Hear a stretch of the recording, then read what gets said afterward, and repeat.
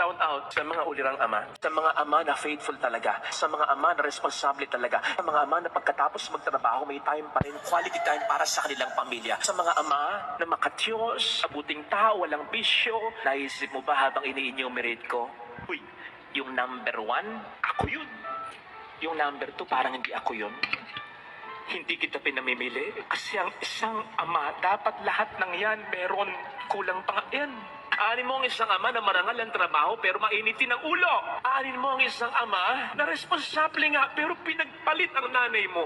Kung gusto mong maging ama na ipagkakapuri ng iyong pamilya, sa kahit kanino at sa kahit saan, dapat lahat ng sinabi kong iyon nasa sa'yo. Mahirap talagang maging isang tunay na ama. Pero sa moment you commit yourself to God, magkukumahog ang Diyos na tulungan ka. Kasi ikaw yung magiging mukha niya sa iyong pamilya. Kasi kung mahal mo pamilya mo, mas mahal niya. You commit yourself to God. Ano man ang pagkukulang mo ngayon, di pa huli ang lahat.